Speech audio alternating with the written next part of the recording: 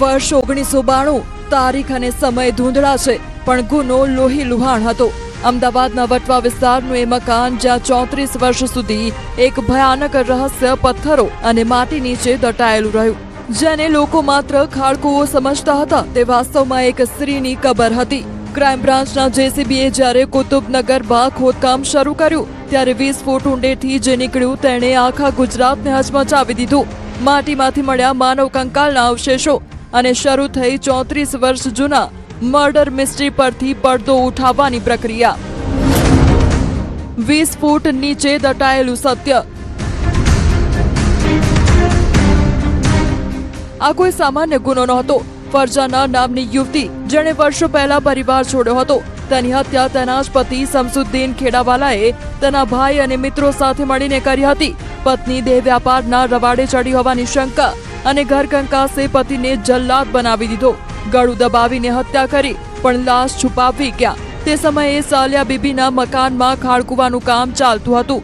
તૈયાર ખાડામાં ફરજાનાને ફેંકી દેવાઈ અને ઉપર પ્લાસ્ટર કરી દેવાયું. હત્યારાઓને લાગ્યું કે પાપ દટાઈ ગયું, પણ વિજ્ઞાને 3 દાયકા બાદ ગવાહી આપી.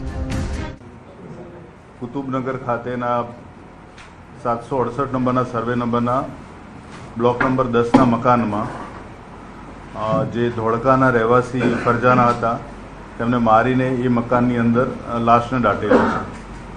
આ ઇન્ફોર્મેશન ઉપર ઘણા સમય સુધી કામ કર્યા બધી એ જે સ્થળ છે સુનિશ્ચિત કરવામાં આવેલું, અને ત્યાં ખોદકામ કર્યા બાદ 20 ફૂટ ઊંડેથી માનવ કંકણ અને જે માનવ અવશેષો છે એ પ્રાપ્ત થયા હતા. ફરજાનાના ડીએનએ તેના ભાઈ રાધનપુરી સાથે મેચ થયા અને 34 વર્ષ પહેલાની એ હત્યાની ગુથ્થી ઉકેલાઈ અને નામ બહાર આવ્યા 4 લોકોના, જેમાં સાલિયા બીબીનું 14 વર્ષ પહેલા જ મોત થઈ ગયું હતું, જ્યારે અબ્દુલ કરીમ પણ હયાત નથી. ક્રાઇમ બ્રાન્ચના સકંજામાં ઉભેલા 2 શખ્સો.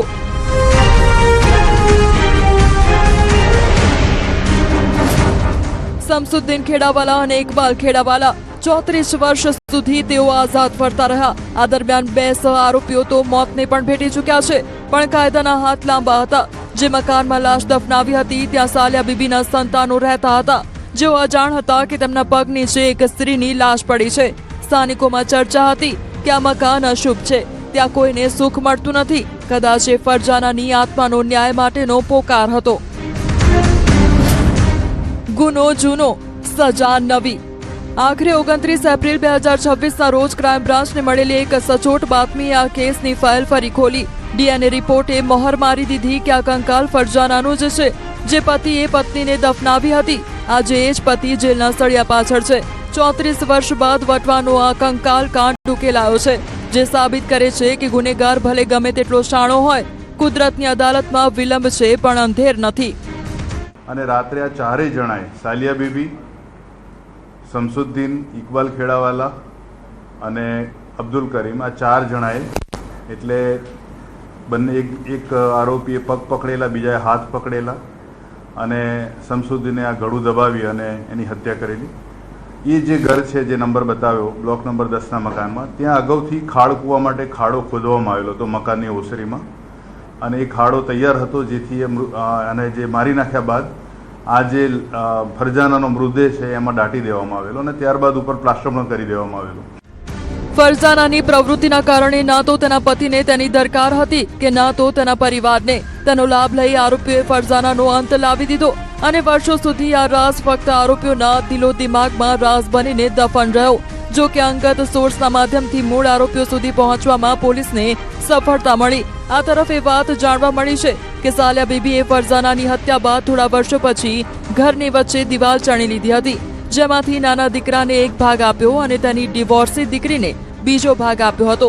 એટલે દીકરા અને દીકરીને ખબર નહોતી કે જે મકાનમાં તેઓ રહે છે તેની નીચે ફરજાનાનો મૃતદેહ દફન છે.